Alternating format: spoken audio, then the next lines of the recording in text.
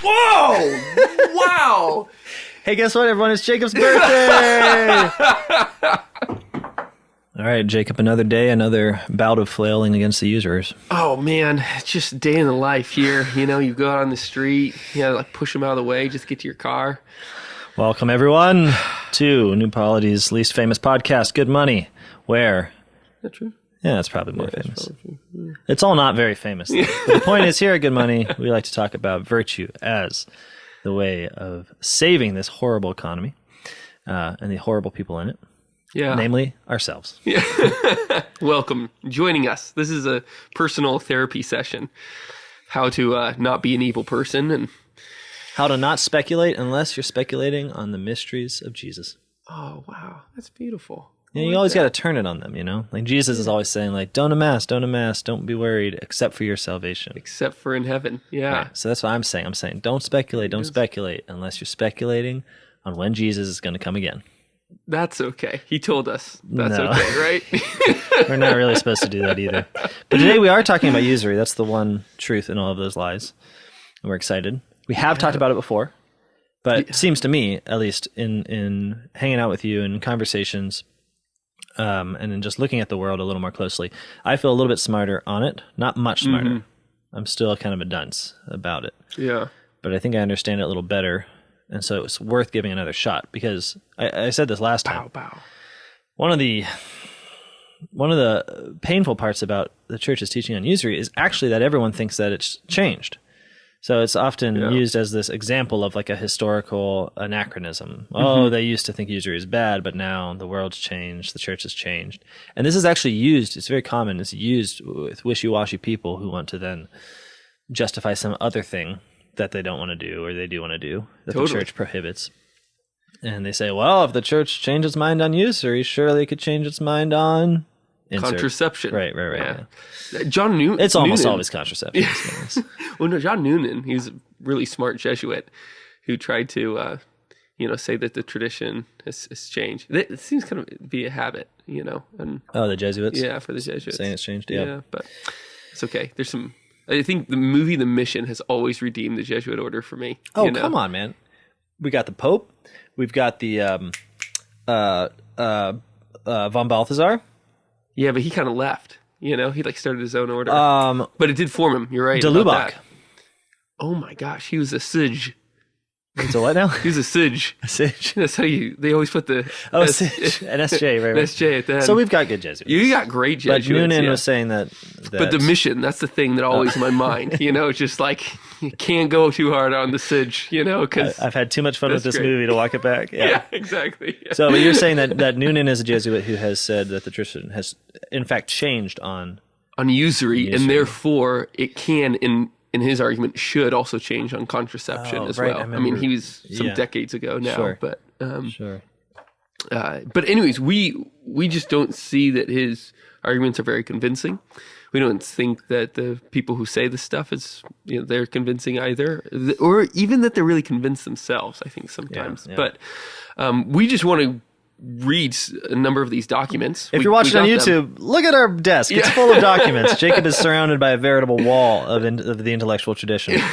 But maybe we should start pretty simply, right? Yeah. Usury, what is it? Yeah. Charging, I was going to say it. Charging interest on a loan. There you go. You can't do it. You just can't do it. Stop it. And it makes sense to me, right? Because if you, dear listener, come to me and are like, hey man, I really need $20. Can I borrow it? And I give it to you and I say, listen, bud, every week you're going to owe me another $1. You might think that this is okay to do. You might think it's normal to do. But the idea that you would think it's Christian to do is unlikely. Just be honest.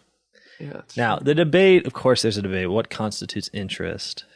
How much is it a problem of quantity as opposed to quality, that sort of thing. Mm-hmm. And we'll discuss it. Look at all these papers. They're right here. We're going to do it. But fundamentally speaking, from the biblical injunctions onward, a just man does not charge interest on a loan, and neither should you. Nope. It's simple as that. And it is kind of outstanding when you just read through all the Bibles on this. I mean, it's just one thing after another. I mean, the Psalms saying, that the just man doesn't charge money for a loan. Ezekiel says it. Leviticus says it. Deuteronomy, trying to make some changes that are permissible for a people, tries to lighten the load of Leviticus slightly. Moses says, all right, you can get a divorce, something that Jesus winds back. He also says, you can also charge interest, but not to your brothers. That's not appropriate. Yeah. But you can to the alien. That's really the only exception that you find throughout the entire scriptures. People are wondering about the parable of the minas. I think that's what we talked about in the last on Usury podcast and Usury. Yeah. But at least there's an article up on newpolity.com that you can go and find. Well, I think you already said one of the things that just emotively seals the deal for me, which is that idea of, in the Old Testament, when there was a license given in some ways to the Jewish people, there was still the sense of, not a sense of, there's still a prohibition on charging interest to your family, to among the Jewish people. And to me, that is such a fundamental insight that you would not want to charge interest to your family members. I think it would take an unnatural training for you to look at someone that you loved, a brother or sister, and I'm talking about in your actual, blood family, and see their need as an occasion for further profit. To say, okay, I'm going to give you some money, but I'm also going to use this as an opportunity to make money. This loan itself will become fruitful for me. I'm going to profit from that loan. You would immediately feel at least a kind of twinge of conscience that you would have to kind of push over in some way by justifying it, not as a desire for personal gain, but somehow maybe it helps your brother to pay it back faster. You'd have to have some kind of thing going on. But the point that I want to make is this, that if it's the case that we can still imagine a natural reticence to charging interest on loans within families. So like, you don't do it to your wife. You wouldn't do it to your brother. Like, okay, maybe it happens in the economy at large, but if you're a father and you want to lend your son some money, it's just normal to say no interest, or not even to say it, because it wouldn't come up. Okay, if that's still imaginable, and I know I'm being very, you have this look on your face, like you're being because I know families that do that, okay, but I think you're right. Let me live in my little don't pop my bubble, Jacob. Yeah. Okay, so if we can imagine this as a normal reticence, then let's look at what the church is. Because as I understand the church, what gets me really inspired, and what these days is really making me want to evangelize, so I want to tell people to become Catholic, is the Catholic Church can be understood as the only institution in this universe dedicated, as it were, to taking that love that is within the family, which is experienced in the family, and breaking it open and spreading it out over the entire cosmos until the normal relations that constitute the entire social order are the relations of brothers and sisters, of fathers to children. Yeah. And I think this just makes so much sense. I mean, you look at the family and you're doing all these things that Christ, forget the whole obvious fact that we literally, within Christianity, become brothers and sisters in Christ, that we become children, common adopted children, sons of the Father, that sort of thing. That you share the same blood flowing through your veins, even in the Eucharist. Yeah. Oh, yeah. The familial metaphor is not just a nice metaphor. It's sort of descriptive of the transformation in Christ, that it means belonging to the family of God now. Okay, all that being said, one of the things you can see is in our families now, we just practice these Christian things. We share goods in common. We love each other unconditionally. So parents don't say, I'll love you if you do X, Y, and Z. In a natural sort of way, they behave like God to their children and say, I'll love you no matter what. And this just springs from our lips. Yeah. Or, authority is practiced within families. Like basically families are a place where all those things that we kind of stress about whether we should be doing them in society at large. Should we have goods in common? Isn't that communism? Should we have authority to correct the wicked? Isn't that somehow, overly coercive or something? In the family, we barely even ask these questions because it's so apparent that love should rule the day and that we're all brothers and sisters working towards a common good. It's just the truth of the thing. So Christianity is the force that says, what you experience here, this blessing of love, this blessing of love is not simply for this enclosed experience that at the age of 18 you then cast off and enter into the real world. In fact, the church is the making family of the world, or the remaking family of the world. It's the end of a divorce. It's the welcoming all the family back together again. that being said, it seems like usury is one of those sins that we can understand in this light. That even in the Old Testament, it was understood as something abhorrent to family. But what wasn't necessarily understood was the universal call of Israel as a light to the nations that was fulfilled in the Catholic Church, that now God, who is present to Israel, is present to all the nations in his church. So they're broken open. And that thing that was true of simply the Israelite family, you would never charge interest on a loan to a brother, now becomes the norm for our relations generally, that we're all called to be brothers and sisters in Christ under God. With liberty and justice for all. Does that make sense? So it's like, it is, I want to like affirm that it is a special familial act. Like it does have an element of brotherliness, of fraternity, as well as of paternitas, like of being fatherly to someone, especially with a loan, because you're in this position of power above them. But we shouldn't then say, and because it's special, it doesn't always apply, as if the church is not destined for the universalization of the love of the family until it becomes the very air we breathe. Yeah, I mean, I would even go further. Go further. I'm going to go further, but I'm actually not. I'm going to just hold on to the coattails of some of the medievals. They talked about giving a loan as something that was inherently an act of friendship. Wow. And there's different ways that we can kind of talk about this or nuance this, but the main question is like, who gets a loan? Well, somebody that needs money. Totally. And so by giving them the thing that they need, that is an act of friendship. Yeah. Like you're giving them something like real that is a true instrument that will enable a better life. So there's analogies that some of the medievals make to a loan as grace itself. Others say that a loan is friendship itself. In any case, loan is some sort of a love. And therefore, to turn around and say, on this act of love, you have to give me money. That's perverting the very nature of friendship, perverting the very nature of grace. It's no longer a gift that aims towards equality, but it becomes the appearance of a gift that actually aims towards superiority of one over the other. Yeah, and it seems to me that the, someone might respond that there's nothing friendly about a loan because it puts the other in debt. But I think this is it's not so much a misunderstanding of loans, which indeed put people in debt, but it is a misunderstanding, I think, of friendship, which involves a debt.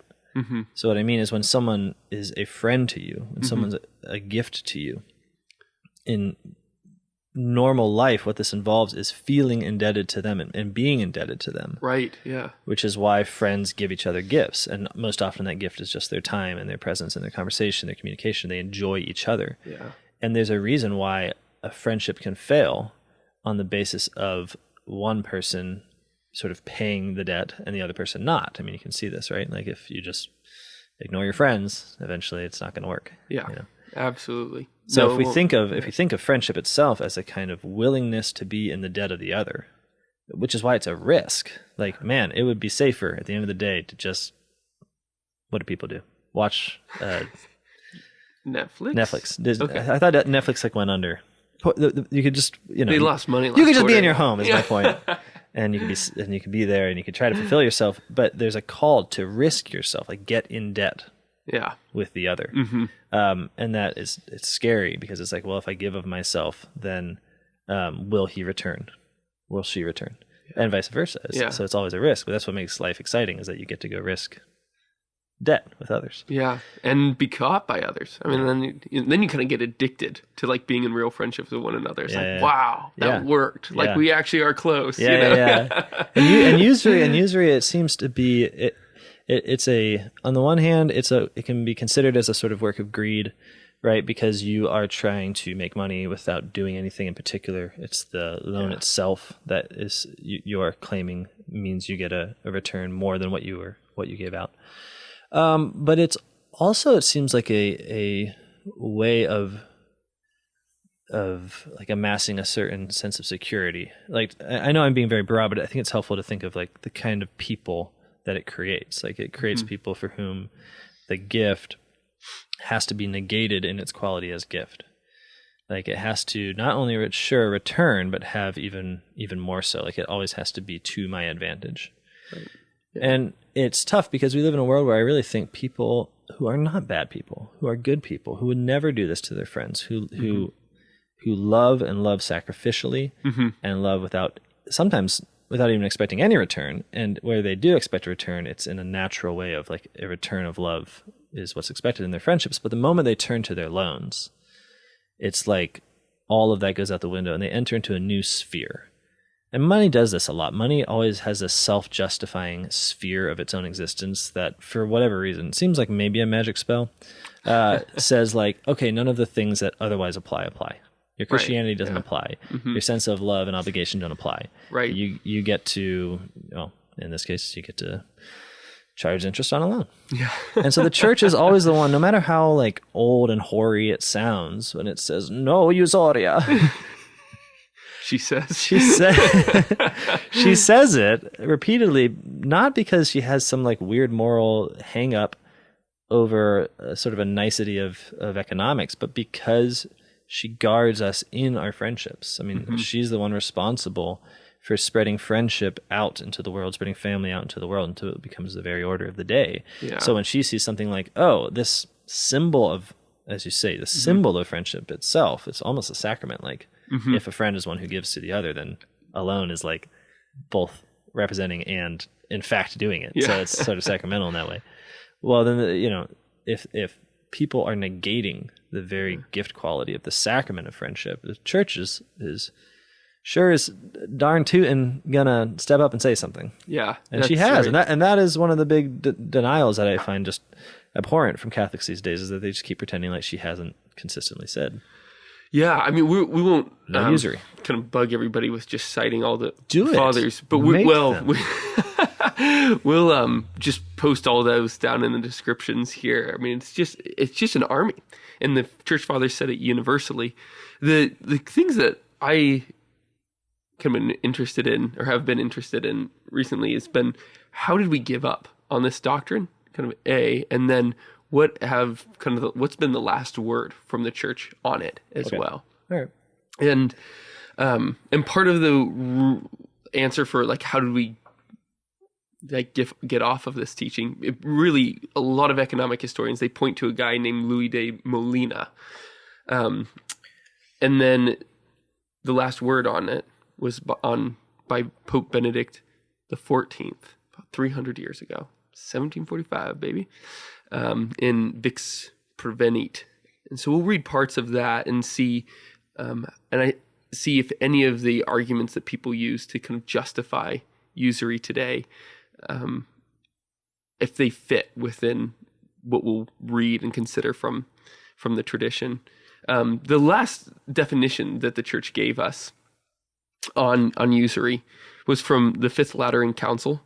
And it went like this. Usury is defined as when, from its use, a thing that produces nothing is applied to the acquiring of profit without any work, any expense, or any risk. So, there you have it. It's anything, and part of the reason why it's anything and not just money is well, as St. Thomas says, anything can be money. Anything that can have some sort of quantitative numeric value that enables for exchanges to happen, valuations to happen. You're treating that thing like money at that point because you're exchanging it. Money becomes, or a house becomes money insofar as this exchange type thing. That's his argument. I would presume also that given whenever the Lateran Council was, which one? 1517, I think. 1517. That there was probably still not yet the ubiquity of money, and that even with loans, there was probably the in-kind usury that we might not be as familiar with. Like, every day you don't give me a chicken, you got to give me 0.67% of a chicken. Bok. My son calls, when we have dinner at night, Blaze, he calls chicken bok bok. He's like, more bok bok. I want more bok bok. That reminds me of a terrible joke. Bok bok, who's there? No, it's what? Oh, it's stupid. Why did Mozart kill all of his chickens? Because they kept on saying bok bok, which is like historical. It's like ahistorical. Still pretty good. Right. I like it. Yeah. All right. What do we have? Why we gave up on this? Yeah. Well, let's get that second. I want to hit Vix Pervenit, first. So I got it right here. you got it right here. I got it right here. Hey, look about this. It's a short encyclical, back from the times when they said letter, they meant letter. Yeah. And not book. You sent me what? Well, there's a few parts of it that I want to read. We got the definition already. What Benedict XIV does is he really grounds this in what I would say becomes the Franciscan tradition here. The Fifth Lateran Council, they explicitly do so as well. They take the arguments and the considerations from mainly Scotists rather than Thomists to make their declarations. Can we just read the first and let's just do it. Paragraph 3.1, because that just seems very clear. All right. The nature of the sin called usury has its proper place and origin in a loan contract. This financial contract between consenting parties demands by its very nature that one return to another only as much as he received. Boom. The sin rests on the fact that sometimes the creditor desires more than he has given. Boom. Love it. 2 booms. Yeah. Yep. Therefore, he contends, some gain is owed him beyond that which he loaned, but any gain which exceeds the amount he gave is illicit and usurious. Okay, so there you get the setup. Like the sin is something that is wrong in and of itself. I mean, that's how Thomas Aquinas, per se, secundum se, like according to its very act, it is wrong. But of course, like all sins, it's not just something that's external; it's something that's internal. And the desire that's disordered, according to Pope Benedict XIV, is that you are trying to get more than you give. Yep. It's not just. You can't do that. And then I think that's really profound, and I just don't think that people get this sometimes. Mm. Like, when I hear people defending usury or saying usury's changed or that it only applies to some very limited number of acts that no one ever does, I always want to ask them if they really think that this is true, that you should only get back as much as you loan. Because if this principle is true and they really believe it, then the only things we can debate about, really, is whether there are times when what you have loaned out is more than, say, the dollar amount that it appears to be, because there's additional considerations.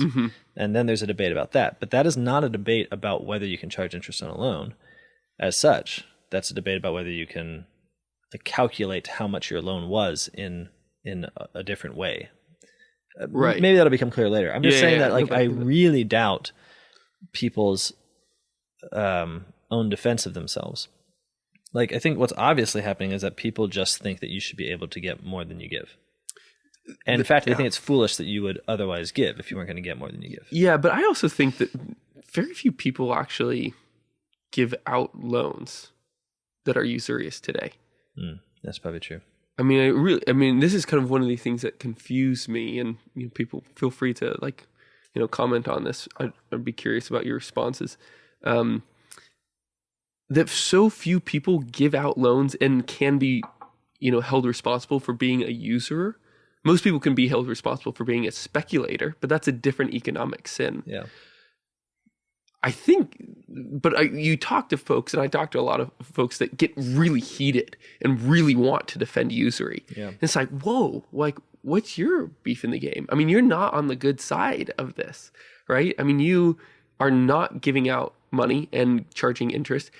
Probably you are paying some significant interest on your student loans, on your house, on your car. Yeah. That you're actually on the bad side of it. And I wonder if it's, I guess either kind of the best interpretation maybe is that I couldn't have these things without the ability to get a loan. It's like, okay, fair, but that's doesn't have anything to do with interest. And then they would push back and say, well, they wouldn't give me the loan if I didn't give me interest. It's like, okay, that's fair enough, but that's not a reason to defend it, though. Yeah. I mean, St. Thomas actually addresses that and says, if you're stuck, there could be a case in which somebody that's asking for a loan does sin. by putting somebody in that position that they don't need to be in. But most of the time, people just need the loan, to get the money. And in that case, they're totally blameless. And the fault is on... And the fault is on the other person, So that's kind of one it's thing. Like the answer to like, well, they wouldn't give a loan otherwise is like, isn't that foul? Yeah. We live in a world where people won't give loans. Yeah. Unless they can find a way to make them money. Yeah, don't try and, defend them. It's okay, The other thing is that we're just kind of stuck in a Stockholm syndrome. Maybe that's actually the same answer. No, I know what you're saying. Where like you're captured, you don't have any way out, and therefore just to be psychologically at peace, you try and justify your captors. I think that's true, but I also think that there's a way in which a defense of usury is sort of a defense of the world right now. It's a defense of what's normal. Mm.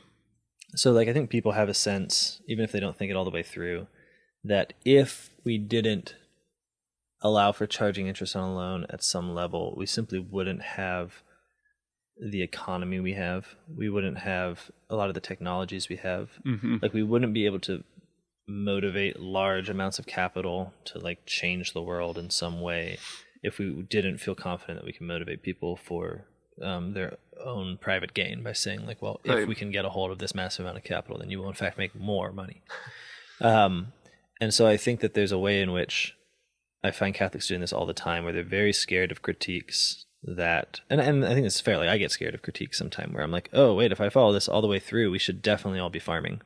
Yeah. And that's scary because like most people don't want to farm. Right. Yeah. So, you know what I mean? So you kind of like back up from the critique. I think there might be something like that going on too. Yeah, that's fair. That's very fair. Because what the alternative is if you want a society that can still utilize, large amounts of capital on the basis of needs, mm-hmm. then you're going to need people to want to give loans mm-hmm. for some reason besides private gain, which means they have to be virtuous. Again, it comes back to this every time. Like it means you need people devoted to the common good. So when someone says, hey, we need a $20,000 loan to, I don't know, make this canal that we need happen, you'll get your money back. But since we're good Christians here, not a penny more. Right? Yeah. Then you need people that are like, awesome. I'm so glad I have my money on hand. We're going to get the canal. This is awesome. Capital meets labor and great things happen. Right? You need that. So there's I think a realization of how little virtue we have, how the minuscule amount of enthusiasm we have for the common good, that pervasive of our society is mm-hmm. a doubt that anyone cares about the common good, unless they can be somehow roped into it by some appeal to their individual interest. I mean, even when you're like trying to ask people for money for a charitable cause, you have to like give them dinner or something these days. No, I mean it. You gotta they have to like play bingo for it. They have to. You have to like trick them into it being for your private interest, even though you all know that it's not. You got a bunch of people together in a room, and you're like, all right, I'm about to ask you guys all for money. Yeah. But here, play poker for a little while. Yeah. So that when you give it, it's sort of like I don't know. It's anyways, but you know what I'm saying? I think that maybe the defensive usury kind of runs along some of those lines. Yeah, no, and I think that makes sense, and I think that's a fair justification. I think it goes along with I couldn't have the things that I would have right now without the loans. Like it's not just like the economy at large in the abstract sense. Do you think? I think that's part of it, but it's also like the concrete. Like I wouldn't have this, that, car, and the house. other right now. Car, house, like a mortgage. Like I wouldn't have a house. Yeah, or at least not the house you I would. have. I offered you. I know. I didn't know you that well. It's terrible. What about? Do you also think it seems to me like people are scared of being anti-Semites? And I mean this because there's been like a academic sort of trend of any critique of usury becomes somehow a critique of the Jewish people, historically speaking. That's interesting. Yeah, maybe. It's not really first and foremost. I've certainly never thought mind. of that, and it's not on people. I don't know that it's on people's mind, but I think it's become one of the reasons it's not like happening on an academic level. Yeah, maybe that's true. I think academics then lend themselves to claims of anti-Semitism if you just say like, I think usury is something wicked, and then you sound like you're in line with a tradition of like Jew hating or something. Right. Yeah. Which is unfortunate. Well, I mean, it's kind of funny because so many Catholics are doing the exact same thing. Well, that's the thing. It seems irrelevant to what's on the ground here. It's like, there's Protestants, Christians. Probably not Muslims though, right? I mean, like faithful Muslims are not doing this stuff. They have some interesting banking techniques and such, but even they're caving. So, Americana, baby. Muslims, why? You were our last hope. But now you Muslims might as well convert to Catholicism now. Then, yeah. That was like your cool thing. Yeah. You just gave it up. Give in the rest of the way. Come on, baby. Okay. So a number of people would say, wait, I got some more critiques, and totally, and Pope Benedict, knowing what the folks on the ground are saying. Pope of the people. Pope of the people. Yeah, that's definitely him. He says, look, there's a number of ways that people try and justify usury. Charging, more than what you gave. Yeah. And I'm just going to read those. He says, one cannot condone the sin of usury by arguing that the gain is not great or excessive, but rather moderate or small. Neither can Hold up, pause there. Because that is definitely what people say. Yeah, that's exactly, yeah. They say it's just a little bit. Yeah, like loan sharks and stuff. I mean, Trent Horn actually explicitly said that in our debate, which did not apply to speculation. I was honestly, I had fallen so deep into drunkenness by halfway through the debate. I don't remember this. So I didn't really, that's scandalous to say. I wasn't really drunk. But I was frustrated. Drunk with passion. Yes. But this right here just seems, I mean, insofar as you want just positive claims from the magisterium, this seems to be a fascinating one. You just cannot condone usury by arguing that the gain is not great. Yeah. Why does this matter? I mean, a lot of people might be like, okay, that just sounds like a normal thing to say, but so many people make this claim that the church only condemns amounts of interest that place an undue burden on people. So the argument, it's weird. I just don't know where they're getting it from, but I guess it's somewhere out there in the ether. But they argue that, okay, the church isn't condemning interest. It's just if that interest is a lot. And then so they'll immediately make a jump from saying, and I think it's to some ways like to defend the church after cutting her legs off, to be like, yeah, she was kind of wrong about this. A little embarrassing for us now that we're all modern capitalists. But it's still bad when people charge like 500% interest on a loan or some like insane predatory behavior. And it's like, yeah, good. You guys, thank you for getting on board with condemning like the absolute dregs of humanity. Like, yes, the church in fact still thinks it's awful to grind the face of the poor into cement and then pour vinegar on them. Yeah. Yes. Thank you. But like, that's not all that's happening here. And this is great that it's here, because now we can just put that aside. If you've ever heard that argument, you know that authoritatively it's a dumb one. Yeah. You don't even need to know why. That's what's beautiful about magisterial positivism. You have no need to participate in Christianity. You simply have a text here that says you can't condone the sin of usury by arguing that the gain is not great or excessive, but rather moderate or small. There you go. It's as simple as that. Boom. Yeah. That is kind of funny though, that a lot of people, I actually heard this pretty much exclusively from people that defend modern market practices, that they actually say that encyclicals are not authoritative teachings. Well, you have to. You got to throw this stuff out, because if you don't, then you stand pretty condemned. Yeah, I think that's right. And that's really sad too, because encyclicals what encyclicals are letters written to bishops and the laity, sometimes people of all goodwill, but they're addressed primarily the Catholics, because what they're doing is looking back at the tradition and giving an authoritative interpretation of certain teachings within it. Yeah. So it's authoritative, bro. Yeah, and it's also like, who are you to be like, oh, I don't like. Okay, let's say it's not authoritative. The Pope still wrote you a letter. You know what I mean? It's like the idea of this like. Okay, maybe I need to back up to make myself clear, because I get frustrated with this sort of behavior. I really do. Well, it's because people come in to Catholic. A lot of us that do it are converts. Okay. And then we say we really fell in love with the church of the past, and then we don't really want to hear from authorities anymore. Sure. And so we just kind of bring in our Protestantism or whatever, our liberalism. Well, if you love the church of the past, you should sure love 1745 Vix Pervenit, That's right, yeah. says the Latin scholar. No, I just want to make this quick argument because this really does frustrate me, Okay. which is basically, it goes something like this. You end up saying for some obscure, insane reason that like some obviously authoritative document is not authoritative. So you say something crazy about Vatican II, like, oh, well, Vatican II didn't teach us anything new, so I don't have to listen to it. As if like teaching new things was somehow a requirement of a freaking council. Okay, but so say you make that claim. You still then have to sit back and say, okay, well, where does that leave us? Namely, if you're talking about Vatican II, that all the bishops in the world just told you to do something. Or in this case, that the Pope Benedict the 14th, that means he's 14 times better than the first, that he says that you shouldn't do something, and you're like, not authoritative.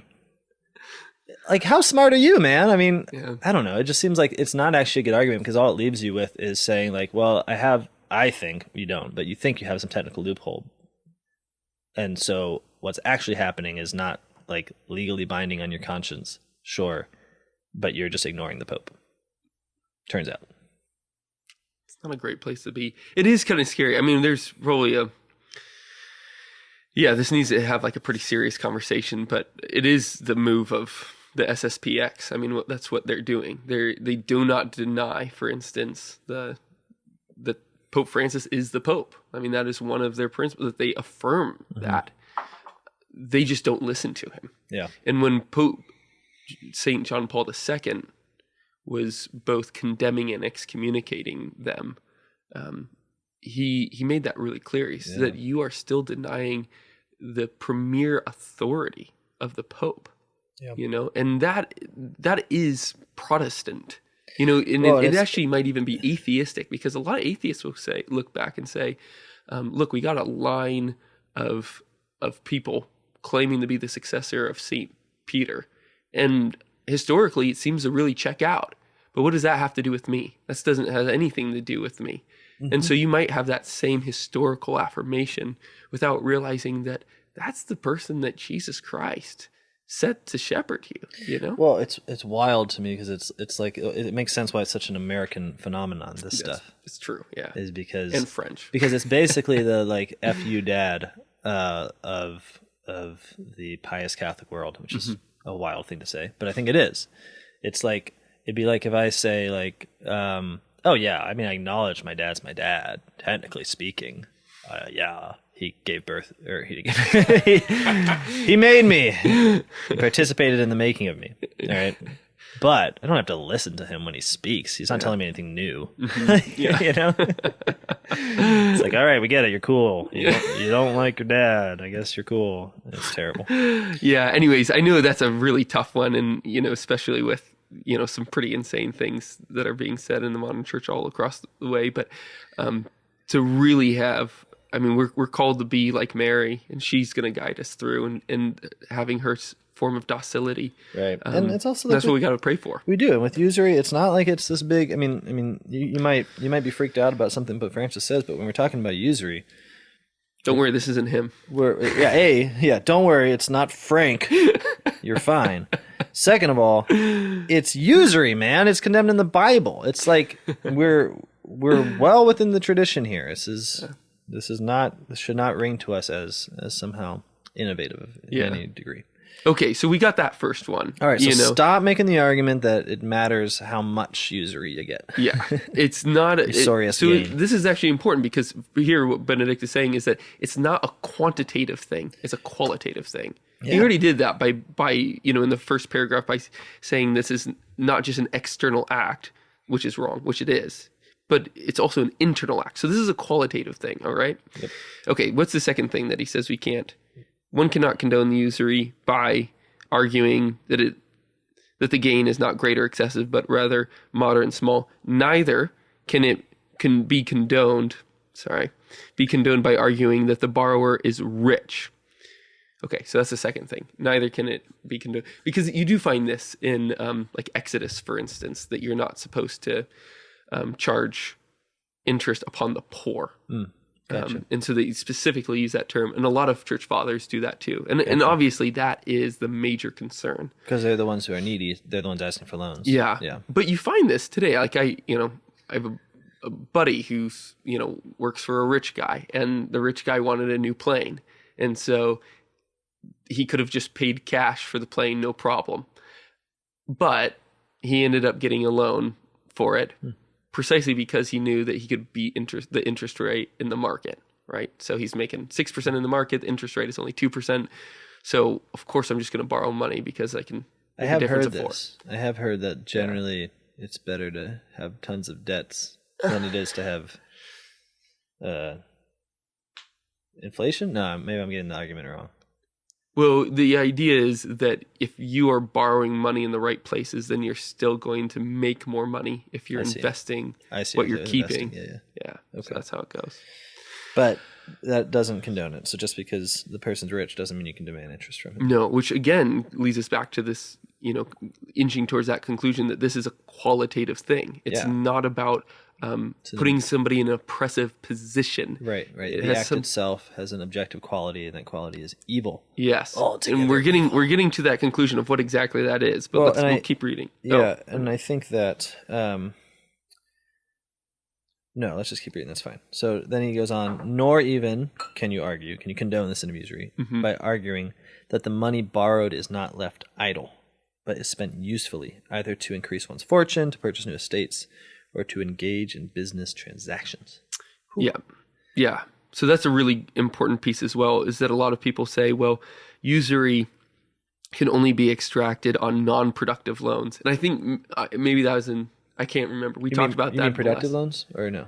Sorry, when you said usury, people say that usury can only be extracted on productive loans, right? On unproductive loans. Saying that like it's only a sin when you charge somebody. Because if they're making something, why can't you get a little bit? Yeah. And I'm not sure. We might have. I think we talked about that. This is a problem. We don't listen to our podcast. That would be so lame. Yeah, it really would be lame. But also I can't remember what we said about this last time. But here's the clear teaching from the Pope is that you can still be a usurer if what you are lending to or to whom you're lending is using the money for a productive activity. So I'm going to, give you money and you're going to start a downtown bakery. Thanks, Please John. do it. Please do it. Done. All right, sweet. So that still, doesn't permit the charging of interest. Mm-hmm. So then we're kind of left with a question. Which, to be clear, is different than not permitting it to be an investment where you join in with the venture and make some money. And I think that's kind of getting to the point here. Then we're left, and I think a lot of people who read this are like, well, when can you charge interest? And on one front, it's like, how does an investment differ? And I think we can start to put some of the pieces together through what we learn from Olivi and Aquinas and a number of others and John Paul II. And is precisely this, is that the point of the condemnation of usury is that you cannot put yourself in a contractual relationship that creates enmity between you and another. That's the rub. It's separation. Separation is the rub. That's what defines usury. It's paradoxical. Yeah. I really think that makes sense too, as something why Christians in particular would condemn this sin when so many permit it. Because the goal of this life is, as you said, to expand the domestic church. You mentioned earlier that John Paul II says that the model of the economy should be the family and the household itself. But also the whole idea is that we are entering into God who is love. Love, St. Thomas Aquinas tells us, is synonymous with friendship. Yeah. It's the same thing, love and friendship. So we expand that out. That's the goal. That's the goal of all of our lives. Yeah. And so if we are engaging in business, any form of business in which we are trying to create enmity, in which we're trying to get more than we give, and that we are trying to benefit without giving some gift for it, work without a reward without work, then we're not being a good friend. Totally. And that's just obvious. And that's really what Benedict is trying to get to. And he says, there's times when it really becomes difficult to determine whether or not something is usurious or not. And because ultimately it is a sin, it is something that is internal, but we can get certain markers of a usurious contract by the external form. And, the internal always, marks itself in the external form. So what are some examples of that? Well, Olivi gives us a ton. He says, if you're starting that bakery and I'm going to give you, $50,000 to start your bakery. Dude, thanks. Yeah, no problem, man. But there's always a guarantee that I'm going to get that $50,000 back, plus, say, 25%, 30% on top of it. And if your business fails and you're not able to make that 30% return, you still have to give me the $50,000. He says that's still usury. Why? Because you're not really in it together. Gotcha. It's not a real societas. That word is being misused. You're not unionized together, and you're united, truly married together. Yeah. Obviously, people who listen to the previous podcast will know that word was used to talk about a husband and a wife. Yeah, societas. Yeah. Yeah. Societas. So I think there's kind of a fair, clear example is that there's always the advantage going to the one with the money. There's a preference to capital over labor there. Yeah, when it's supposed to be the reverse. And it seems like... Yeah, John Paul II says that explicitly in Laborem Exercens 14, I think it is, where the priority is always for labor over capital. Yep. Yeah. It seems like though you seem to have two moral principles going on there, I could be wrong, but on the one hand you have the ban on usury. On the other hand, there seems to be that problem of a loan in which you do not risk anything because you are not actually the payment is not actually attached, the repayment of the loan is not actually attached to the success of the venture for the lender. So you lend to me to do the bakery, but at the end of the day you're saying, look, I don't care how the bakery does, at the end of the day you got to get me my money back. Right. And if the bakery goes under, then you better figure out a way to do that. Now I can see how usury makes that really likely that that's what's happening, because you're actually always paying more than you're indefinitely obligated to pay for more than what was loaned out. But it does seem like couldn't you have that wickedness, whatever its name would be, without technical usury, that is without charging interest on the loan? Well, I think to simply say you're... Yeah, you could in a certain sense, but I think there's two answers to that, why it is actually just strictly usury. Okay. One, consider again the definition that Benedict XIV provides. The sin rests on the fact that sometimes the creditor desires more than he has given. Yes. He hasn't given complete assurance for success. I see. But he's getting it. I see. Yeah. Oh, yeah. Yeah. So he's not given a risk-free amount of money, and yet he's getting kind of a risk-free. Risk. Yeah. And people will say, look, there's always a risk. The person could go under, they could file bankruptcy, et cetera, et cetera. Yeah. And that's just missing the point. We've talked about it again. Risk is a sign that reveals the more underlying principle. Are you in it with somebody else? Yeah. It's not risk per se. That's right. And even if you were to make some kind of argument that they could always declare bankruptcy and get out of it, you're saying that you're justifying it on the basis that you can run this person into the ground for everything they've got, and then they get out of it, because I guess it would be wrong to make them your slave at that point. But you have to confess that it's simply the legal structure entering in there protecting that person, namely bankruptcy. It's not your virtue. Yeah, somebody's actually required to protect that person from you. Yeah, I know. No, if that's what you think moralizes the usurious loan, I mean, that's wild. Yeah. I think the other side is that within the 16th century definition, which I think they're all related and they're not contradictory at all, is that from a thing that produces nothing is applied to the acquiring of profit without any work. Again, it comes to that point of the acquisition of some sort of stability, that is not applied. So anyways, I think it does still hold. I think there's probably room within theological economics to make some developments here. But yeah. So it seems like most arguments that I hear, though, amount to something like this. They say that, okay, maybe this was all true, but now money in our modern economy has a changed significance. So I'm thinking of John Finnis's argument. Maybe I should read it. Can I read it? It's in your. Yeah. This is from your dissertation. So yeah, baby. Just reading it back to you.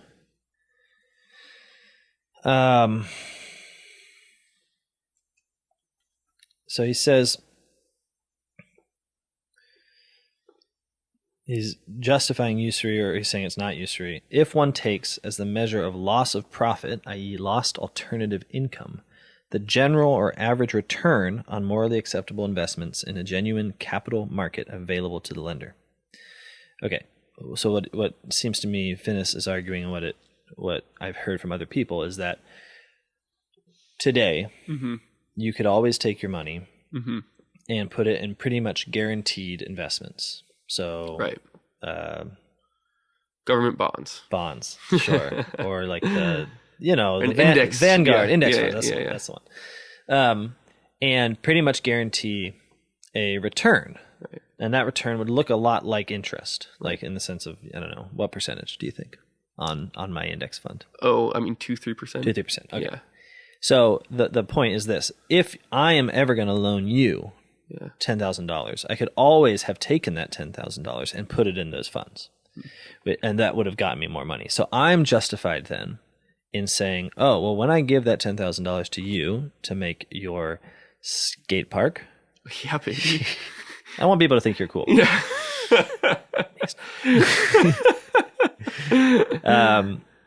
Maybe skate parks aren't cool when you're 30. I should have walked out. Look who's a sucker now. Okay, but if I give you that $10,000, we're not 30 yet. Come on, we're still young and vibrant. That's Come right, on. we are. If I give you that $10,000, then I am losing an opportunity that I could have had to, at the very least, invest in these kind of guaranteed return funds, and maybe I could have even invested in something more. But and so I am justified in asking for that same amount in interest, because I'm losing something. So in a sense, it's like saying this. It's like saying, now in the modern economy, when you give a loan, you don't just give, you always lose an opportunity to make more money. Yeah. And so the total cost of your loan includes that opportunity somehow. I mean, this is what I constantly hear. Yeah, and that actually begins with this Louis de Molina guy. Does it? Oh, yeah, that's awesome. We should have started. Yeah, I actually think Finnis's arguments are better than Molina's. But if I was to give a kind of a quick 45-second snapshot of Molina, he was a Spaniard. Yeah, he was from the school of Salamanca, and was working on these economic problems. And he's seeing a transitioning economy. He sees the rise of money lending. He sees the rise of speculation. He sees the rise of mercantile endeavors and activity, but primarily he's concerned with things getting worse. So at certain points, he has these 5 arguments to try and justify the charging of interest on a loan. And actually, on some of them, he walks back and he says, I don't think that these really do justify the charging of interest.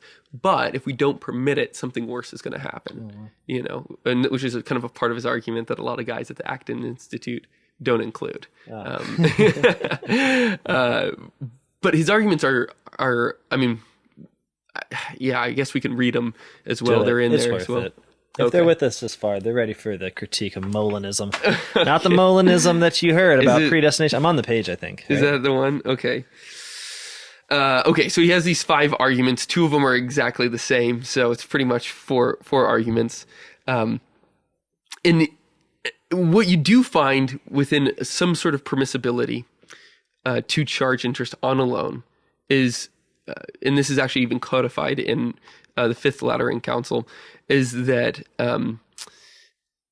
there's an exception for what's called damnum emergens, which is if there's like some real loss where somebody's not able to maintain and provide for those who are under their care, which is, a term that Aquinas likes to use, then they can ask for more back than what they gave, so long as a person is working and has means of working, so as to make up the loss that person had, that person suffered. That the lender suffered. That the lender suffered, okay. But that has to be prearranged before. They have to write it out. They have to determine if this happens. So, like, if you don't give me my $10,000 back by December, then I won't be able to pay X person that's going to put me in poverty. Therefore, to pay for that loss, that actual damage, I'm going to need this much money per month, say, for you to pay for my food until I can get that money back to do X, Y, or Z. Exactly. So it's really, and I think it's important to spell it out like that, because people say that like it's interest. Right.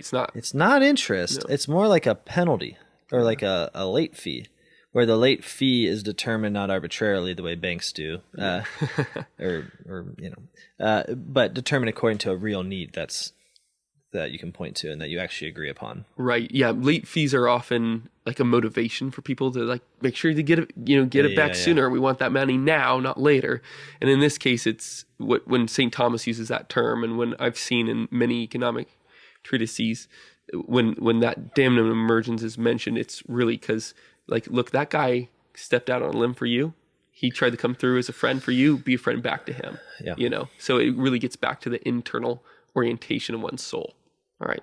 So what Molina does is that he elevates damnum emergens to this idea of lucrum cessans, which is like, you lost a chance to make a profit. Gotcha. So it's not just that you're not going to be able to feed your family, but actually I could have used that $10,000 to start, a laundromat, and I could have made a lot of money through that way. And so all that profit that I am now not enjoying because I gave you the money instead, you got to pay me that profit. And Thomas already answered this question. Okay. Olivi answers this question. I mean, really clearly and beforehand in quite a number of ways. But the most important one is, dude, you only had that virtually and potentially. Those are the terms that Aquinas uses. You only had that profit from some other thing. Yeah. Virtually and potentially. Potentially. You didn't have it actually, and therefore you don't have any claim to it. I know. I was just about to say, like, that's insane. Like, I could be like, with that money, I probably could have been a really successful investment banker. You wouldn't believe how much you owe me. It's not just that I lost an opportunity cost. I lost the best opportunity. And so that's kind of a major problem, is that, again, if you get a reward based upon having given the community some sort of real benefit, then why should you get the reward if you didn't give the benefit? Right. You didn't do that thing. You didn't do the thing, bro. But I could have. Yeah. No, it's wild. That's a wild argument. But do you think that changes with regards to Finnis's argument? Because it seems like where he's going is that, well, it's not. It's precisely because the ability to invest your money in these. I say invest. The ability to let other people speculate with your money in stocks or bonds, or I think bonds are pretty secure, right? That's the idea. Well, yeah, we talk about government bonds as being kind of risk-free because they're just as good as long as... But the point is that they're very much available to everyone. Right. And that's so right. Maybe it doesn't fall prey to this critique that you just gave, which is like, sure, Aquinas can say, hey, man, you didn't... well, no, I guess because you still haven't actually even invested in those things. It's still only virtually and potentially. You're only virtually and potentially invested in. Yeah, if you take your money out of them, then it might apply. Like, you asked me for $10,000, so I divest from the market and I give you the $10,000. Right. Maybe that would apply, but that's not what Finnis says. But anyways, so there's one idea. The second critique of this argument is like very clearly seen in Olivi, and it's that, dude, you made the choice not to invest and to give the loan to your friend instead. That was conscientious. Just claim it. There's a major problem that we find today, but apparently it's like all throughout history too, is that we don't want to live with the effect of our actions. We just don't want to face those. And so we want to do our action, but get some other sort of effect. And that is putting a burden, an undue one as well, on someone else. So in this case, it's, in this case, it's in a sense having somebody else be industrious on your behalf. Yeah. Yeah. Yeah, we want to say, I took that money out and devoted it to this particular work. Mm-hmm. But I would still like a return as if I had done something else Yeah. with it. Yeah. Or I could have done something else with it, so I want that. It also seems like it's kind of weirdly doubling it up. I don't know how else to say this, that when you say, okay, if I give you a loan, Mm-hmm. I could have done this with it. Well, maybe this is only in the case of investment. It wouldn't make much sense in the case of investment, because if for instance, in giving your loan to a productive venture, you're also, say, getting a percentage of the profits of it.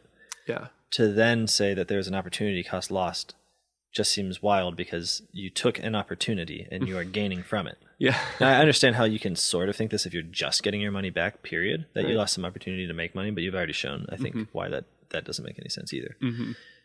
But especially if it's any kind of on top of any kind of sharing the profits, it seems Right. ridiculous. Yeah.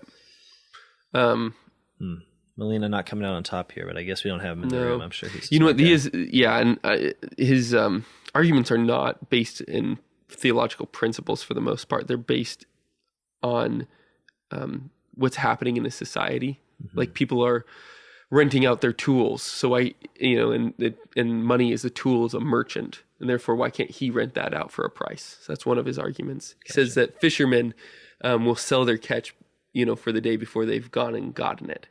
See. So why can't why can't merchants make a projection of how much money they're going to make from their venture and charge that, before they've gotten it as well. Those are the arguments that he makes. They're not principled arguments. They're comparison arguments. Sure.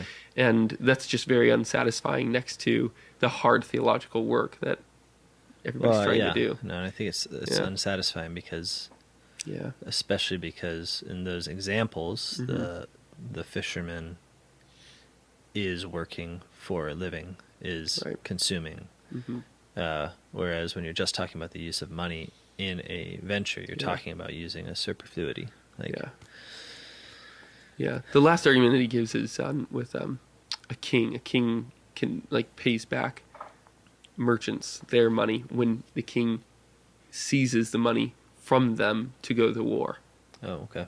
Which is another very strange argument, because they didn't have a choice, and also there's no definite contract that's made in those cases either. It is, again, based upon some sort of custom of the time. There might be some justification for that, but to just say that that's an easy parallel or some sort of analog with what's happening in a loan contract is, again, bizarre. So Molina kind of starts this, and then we end up to today where we have Finnis echoing this in some way by saying, well, look, you always have an opportunity available to you, so you're justified in charging that opportunity that was lost. You're justified in getting it. And it seems like the only thing that's changed between him and Molina is just that there's more opportunities to be a merchant in that regard. Yeah, I think that's right. And so it feels more ubiquitous, but it seems like if we're going to look at the objective act, it's still wrong. It's like... Yeah. Anscombe actually she condemns usury too, but I think she does a really good job trying to understand it. One of the things that she sees is that she has this kind of shop window principle. She says, explain it.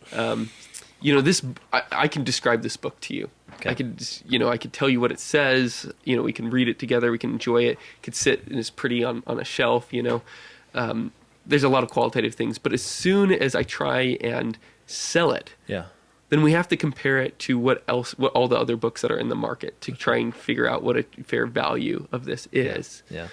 She says the same principle is being applied in the modern economy to money. That money has already gotten in a shop window, for instance. And what all the interest rate is the sale price of money. Yeah. And therefore, if you can use money in one way, over here, it's say investing in stocks, to get a return, well, there you see part of the sale price of money. It's like, well, how much does money cost? Well, it's $4 to buy it over there. Yeah. Or comparing it to other ways of investing or storing Yeah. your money. So anyways, I think that principle is really what's on point today. And when folks say, well, hey, we're just dealing with a different type of money today than we were back then, it was like, well, yeah, obviously we're dealing with a different type of money, but money is not live, move, and breathe today any more than it did 400 years ago. Yeah. And I think that's really, really, important to realize, is that if we're talking about the efficient causality, who's the actor that's actually creating an increase, in this case, a profit? Well, clearly it's a person. It's the creative mind. And St. Thomas, says this, like the principal efficient cause is the person who's actually able to move the thing, to endeavor. Mm-hmm. Money just serves as an instrumental cause. It's a tool that does need to be used. It is required. Sure. Yeah, no argument. That's right. But it's not actively moving. It's not working. People are making that decision. And that's what needs to be, what we kind of need to remind ourselves of, is that because the financial apparatuses that we have today are so complicated and few people understand how they work, we think that money, the capital today, is just going on its own. And it's just not. Yeah. It's not doing anything different than what normal money is when you pass it over the counter at your grocery store. Yeah, totally. And this has always struck me as what's weird about these arguments. Maybe it was because, at least with New Polity, in my thinking of this, we had already ended up condemning stock ownership as such. It seemed reasonable for a lot of reasons, but the idea from people saying that you can now charge interest on a loan seems to be a uncritical view of things like the stock market, where they say, like, look, you can always invest your money in stocks, and therefore you can always charge for that lost opportunity cost.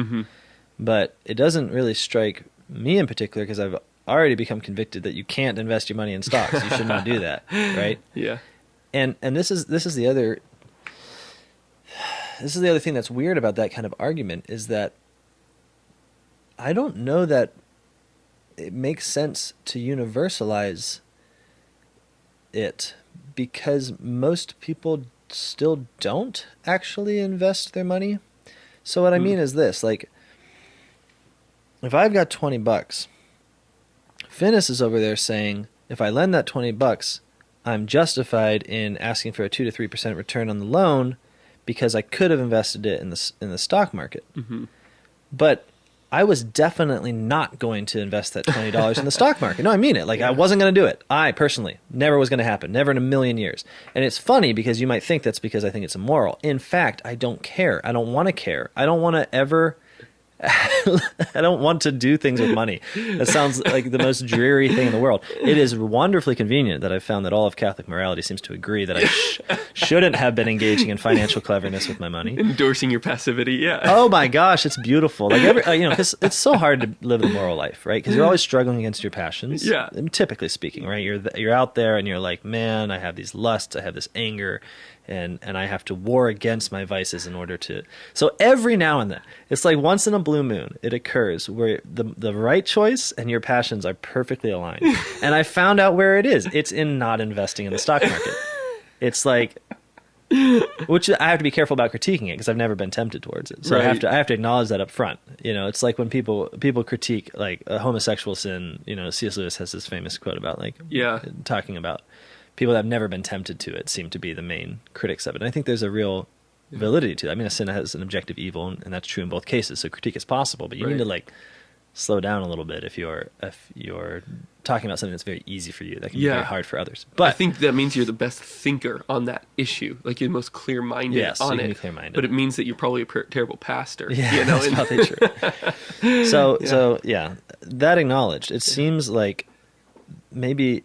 No, I really do think that's a missing principle. The question that comes from the popes, and I think we're missing a quote that we read, or that hasn't been read yet, because what I'm trying to point to is that there is a question of whether it is an actual opportunity that you missed. Like, not you could technically do this, but you were going to do this. Is and did not. there a rest of this? Oh, it's all here. That actually comes out of Olivi. Olivi was an interesting cat on many fronts. He was, genius of his time.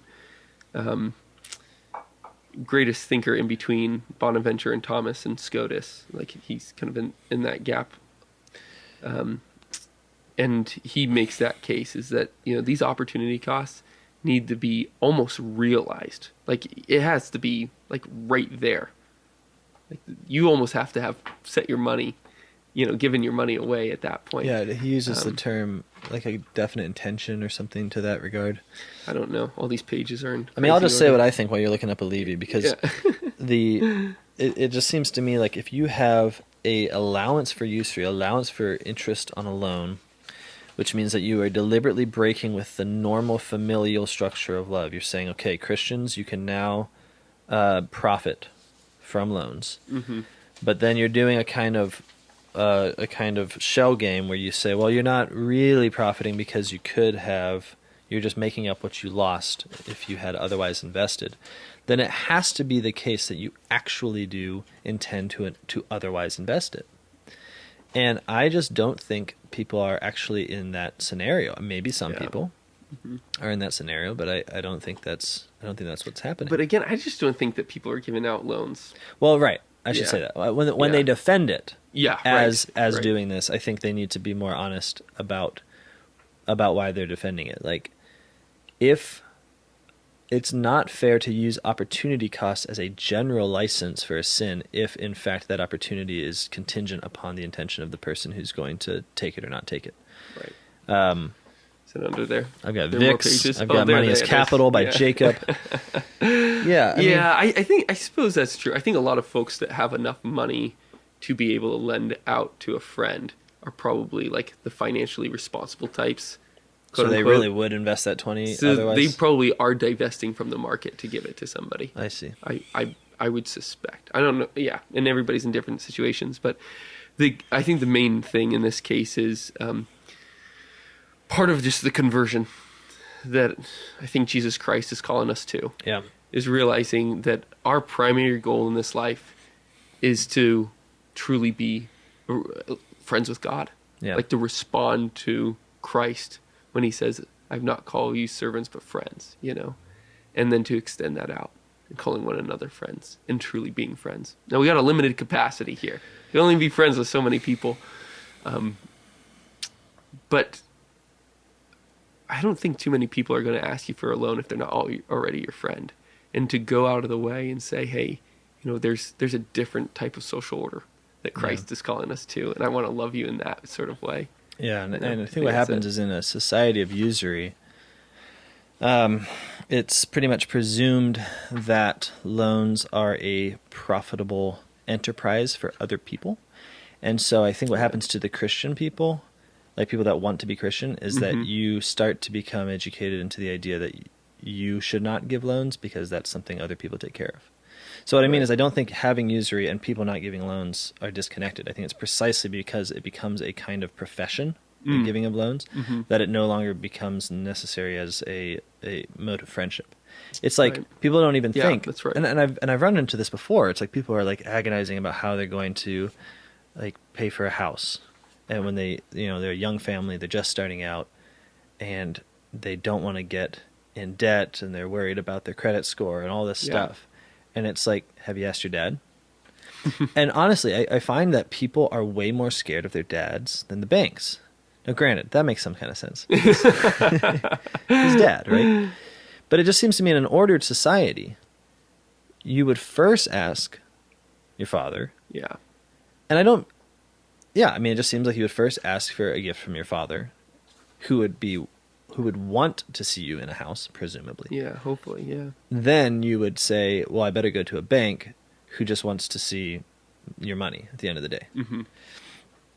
And precisely the opposite happens. Emotions are not involved. And, no, I know. So the way we defend it is precisely that family is messy, and so I want like the cleanness and the legality of the bank, where like it's anonymous, no one really knows me, I'm being judged on these objective, impartial measures, and I think what we really like is at the end of the day, if there is ever a problem, it could be sorted out by cops.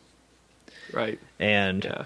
when it comes to giving loans, that's not necessarily the case. I mean, of course, you can take someone to small claims court and that whole thing. But generally speaking, what a loan in the absence of usury is always open to is forgiveness. Why? Because the mode in which the loan is given is for the benefit of the other, not for private gain. So my dad gave me a loan. It's not because he wants to make money off of me. I know this sounds very like trite in some ways, but he doesn't want to make money off me. Okay.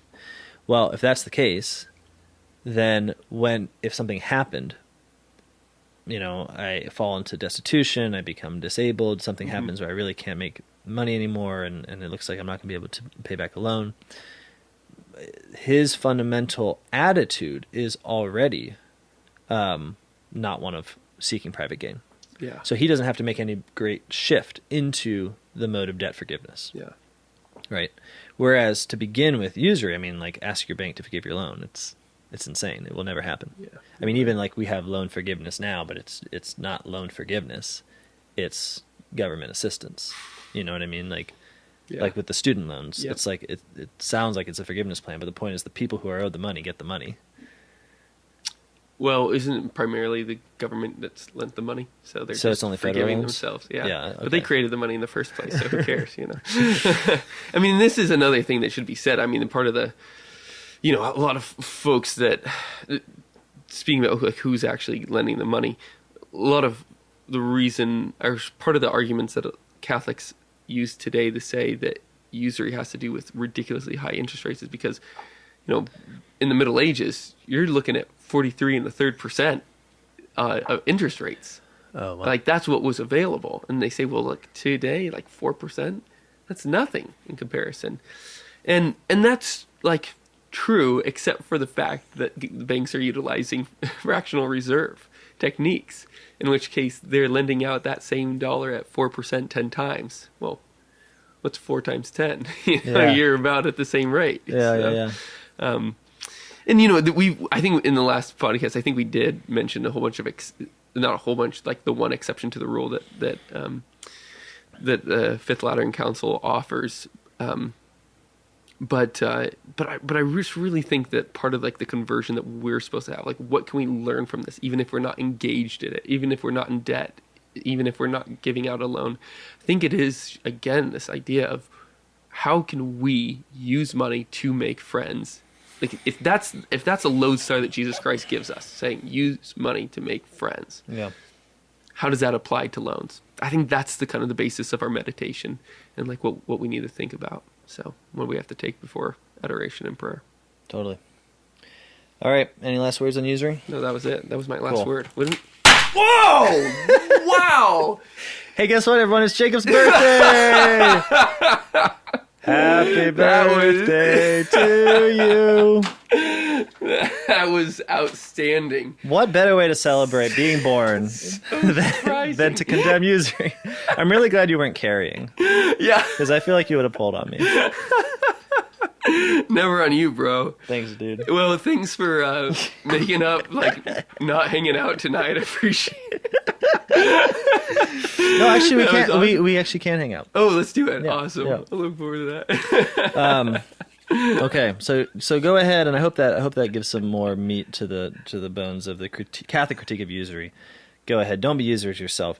Remember, at the end of the day, all the Catholic Church is trying to do is make us a family, and so those things that are normal within the family relationship are going to already be normal, are going to be normal within the church. And one of those things is not charging interest on a loan. Yeah.